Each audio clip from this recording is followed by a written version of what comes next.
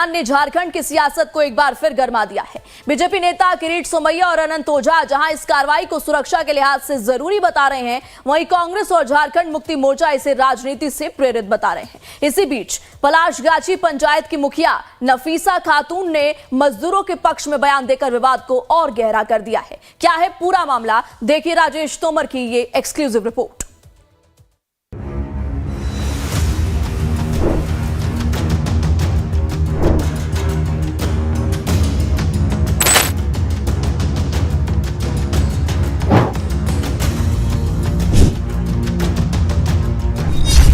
के संथाल में बांग्लादेशी घुसपैठ, 13 मजदूरों पर बांग्लादेशी होने का शक।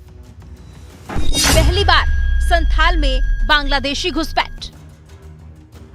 जम्मू कश्मीर के पहलगाम में हुए आतंकवादी हमले के बाद केंद्र सरकार ने पाकिस्तान और बांग्लादेश के नागरिकों की पहचान व निगरानी के निर्देश दिए थे। इसी कड़ी में महाराष्ट्र पुलिस ने मुंबई के विक्रोली इलाके से झारखंड के साहिबगंज जिले के राधानगर थाना क्षेत्र के रहने वाले 13 मुस्लिम मजदूरों को फर्जी दस्तावेज के साथ गिरफ्तार किया है। इनमें नईम शेख, सोमाम शेख, जहांगीर शेख, समाउन शेख, सोफिकुल शेख, रमजान अली, रफीकुल शेख और आरिफ शेख सहित 13 लोग शामिल हैं। पुलिस को शक है कि ये सभी बांग्लादेशी नागरिक हैं, क्योंकि इन सभी के आधार कार्ड पर जन्मतिथि 1 जनवरी दर्ज है, हालांकि वर्ष अलग अलग हैं। वडोदरा सिटी के समग्र विस्तार में इलीगल बांग्लादेशी माइग्रेंट्स के शोध के लिए एक स्पेशल ड्राइव चलाया जा रहा है। उसके भाग रूप में आज 500 से भी ज़्यादा मेल फीमेल सस्पेक्टेड इंडिविजुअल्स को पुलिस ने इंटरसेप्ट किया और उनका डॉक्यूमेंट वेरिफिकेशन का कार्रवाई किया है। इस दौरान अपना ध्यान पे आया है करीब 5 इंडिविजुअल्स जिनका documents nationality related documents verify करते हुए वो मूलतः बांग्लादेशी नेशनल होने का अपने को पुष्टि मिली है। इस कार्रवाई के बाद पलाशगाछी पंचायत की मुखिया नफीसा खातून ने प्रतिक्रिया देते हुए 9 मजदूरों को भारतीय नागरिक बताया और महाराष्ट्र पुलिस को सत्यापन पत्र भेज दिया।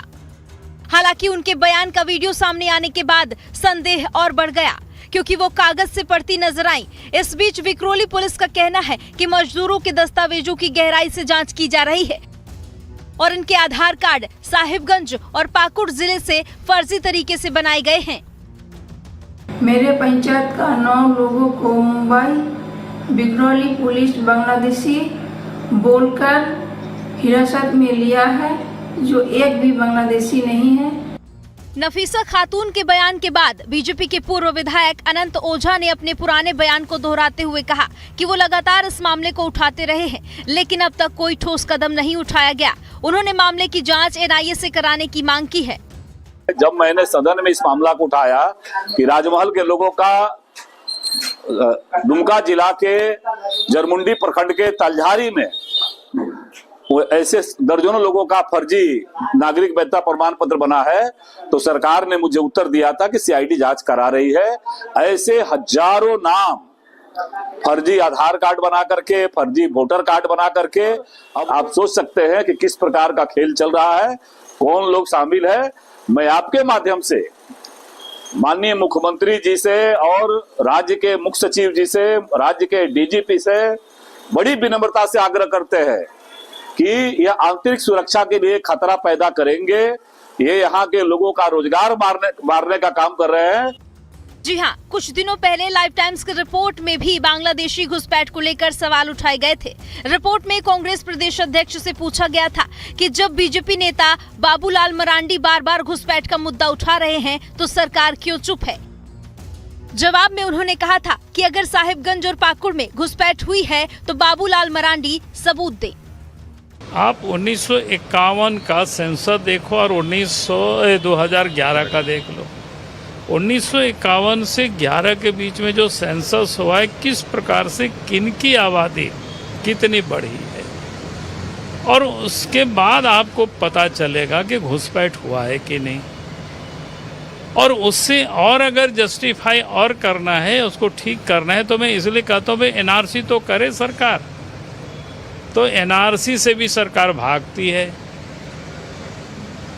तो वोट बैंक की राजनीति के कारण सबको वोटर बनाओ, क्योंकि उनको लोग वोट देते हैं। तो वोटर लिस्ट को, वोटर आईडी कार्ड को आधार से जोड़ना चाहिए, उसमें कांग्रेस पार्टी को प्रयास करनी चाहिए। तो उस पर तो ये लोग विरोध करते हैं। श्रीकांत जी ने सीधे आरोप लगाया कि चुनाव आयोग में जो बैठे थे चुनाव कमिश्नर कुरैशी साहब, उनको कहा कि भाई इनके रहते वहां पर मुसलमानों को बड़ी संख्या में वोटर लिस्ट में जोड़ा गया।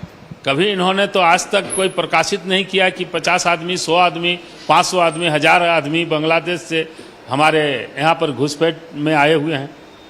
सिर्फ कह देने से नहीं होगा, उसका स्पष्ट प्रमाण होना चाहिए। अब कोई भी पद पर तो बढ़ सकता है, वह उनके जाति पर कोई थोड़े बढ़ता है पद में। वहीं इस मामले को लेकर बीजेपी के वरिष्ठ नेता और विधायक सीपी सिंह ने भी प्रतिक्रिया दी है। उन्होंने मुखिया नफीसा खातून की गिरफ्तारी की मांग करते हुए मामले की उच्च स्तरीय जांच की बात कही है। देश के सिक्योरिटी का मामला है। मैं कह रहा हूं ना कि आज रांची के अंदर ही कुछ मोहल्ले ऐसे हैं जहां पर बांग्लादेशी छिपा हुआ है कि पाकिस्तानी छिपा हुआ, हम आप नहीं जान सकते हैं।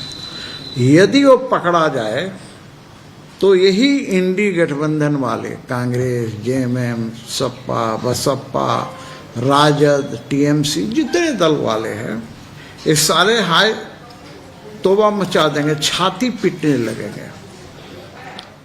इसलिए पीटने लगे जैसे इनका कोई रिश्तेदार पकड़ा गया हो। लेकिन पुलिस तो देखते हैं कि 3rd डिग्री का इस्तेमाल करती है, तो ऐसे लोगों से 3rd डिग्री इस्तेमाल करके ही जानकारी ली जा सकती है।